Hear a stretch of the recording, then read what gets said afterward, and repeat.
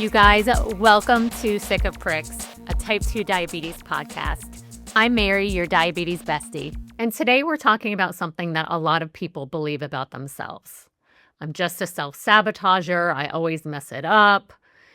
I start strong and then something happens and it's here we go again. Like, it's just who you are. It's part of your DNA. It's genetic. You were born that way.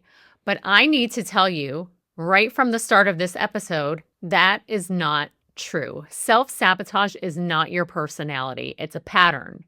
And patterns can be detected. They can be understood. They can be interrupted and they can be changed. But not if you keep labeling yourself as the problem. So what does self-sabotage actually look like? It's not like you wake up one day and you're thinking, how can I ruin my progress today? It's very sneaky, actually. It looks like you're doing great, you're consistent, maybe your blood sugar's looking better, you're feeling proud of yourself, and then out of nowhere, you skip a day, and then another, and then it's, well, I already messed up, and suddenly you're back in the same place thinking, what is wrong with me? Does that sound familiar? Yeah, me too. That is not a personality flaw. That is a cycle. So I don't want this to feel theoretical. I want to give you the real life version of this, okay? This is the kind of thing that used to happen to me all the time. I would decide, okay, this is it. I'm getting my act together. I would plan my meals and be consistent with movement and be checking my blood sugar consistently and making sure I was on track, reporting it to the doctor. And for a couple of weeks, I was the person who did that. Like, I showed up. And then something small would happen. Not even something like huge, okay? I'd have a higher blood sugar than I expected, or I would eat something that wasn't in my plan, or I'd miss a workout. And my brain would say, well, there it is. You blew it again. And I would just run with that. I would fully commit to the downward spiral. And it wasn't like I didn't know what to do. I knew what to do. And it wasn't because I didn't care, because I cared a lot. Obviously, if you care so much that you keep starting over and over and over and over, you care. You wouldn't even try if you didn't care. But somewhere along the way, I learned that anything less than doing it right meant I was doing it wrong. And that's the kind of belief that keeps the cycle going. So here's the pattern that most people get stuck with, especially when it comes to diabetes and health. And you guys, this kind of goes for anything in your life, not just diabetes, not just weight loss, not just, improving your numbers, anything. Okay, you start, you're super motivated, you're on track, you see progress, you're feeling good, and then stress, life, a high, a low, a comment from someone, a bad day.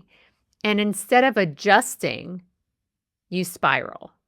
Because somewhere in your brain, there's this belief, if I can't do this right, I shouldn't do it at all. So you quit. You're not lazy.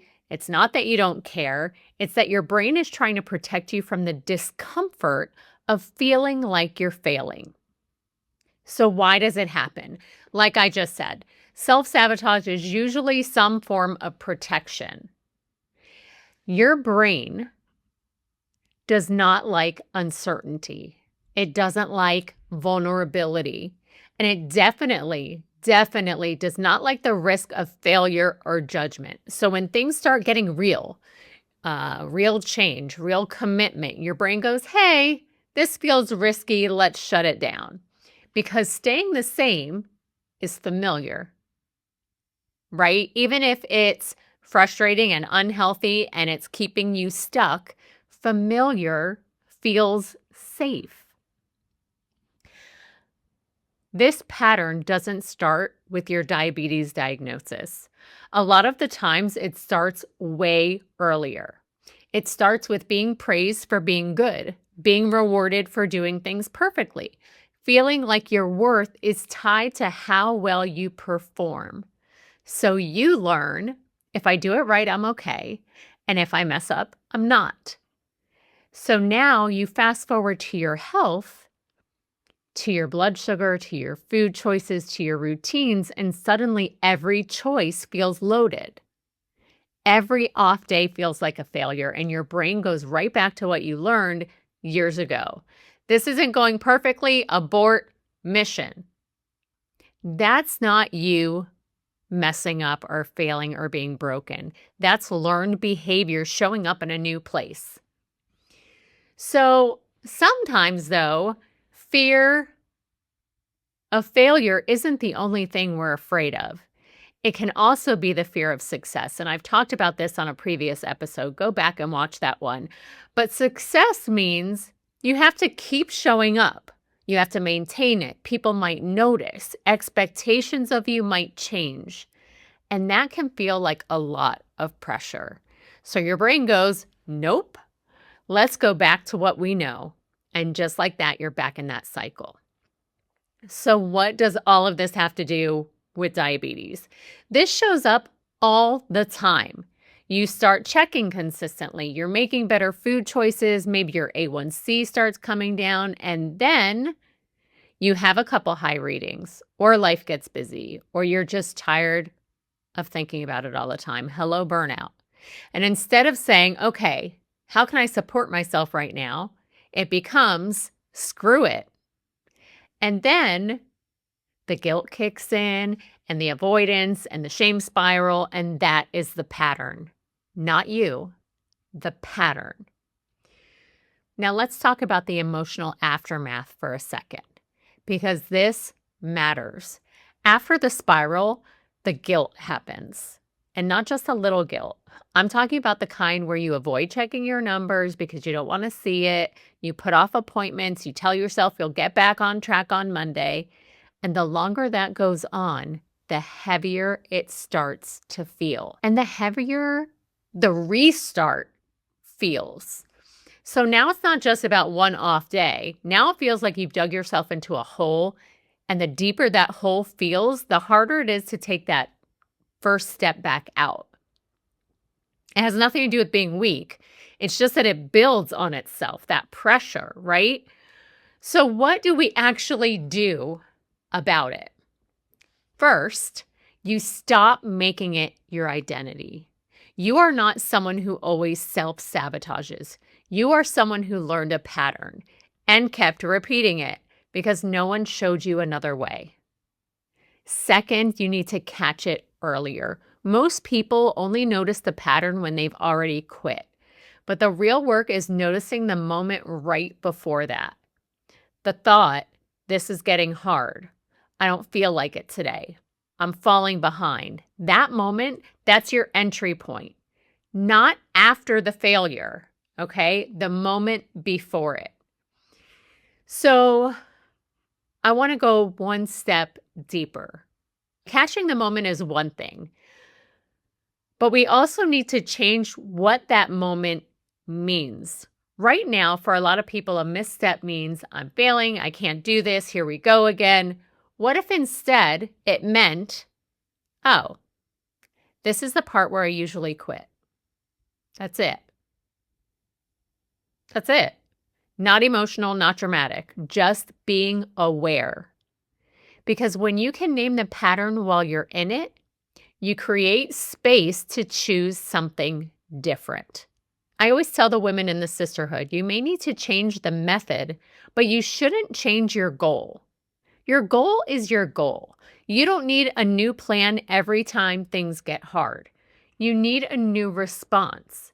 Instead of, I messed up, I'm done, try, well, that wasn't ideal. What's my next move? That's it. You don't need to restart, okay? You don't need a punishment. It's not an all or nothing thing. You just need to know your next move. This last one was really hard for me. I had to stop chasing perfect. because perfection is like the gasoline on the self-sabotage fire. Because the second you're not perfect, you feel like you failed. And when you feel like you failed, you act like you failed. And the cycle continues. We're not doing perfect here. We're doing consistent enough to keep going. So if you've been calling yourself a self-sabotager, I want you to rethink that. Because what you're actually dealing with is a pattern that was built on fear, pressure, all or nothing thinking, and a whole lot of unrealistic expectations. And none of that has to be permanent. You're not broken, you're patterned, and patterns can change. Lucky us for that, right? You don't need to become a completely different person to break this cycle. You don't need more discipline. You don't need more motivation. You need a different relationship with the moment things get hard, because that's where the pattern lives. Not in the beginning when you're all excited, not in the end when you've already quit, right there in the middle.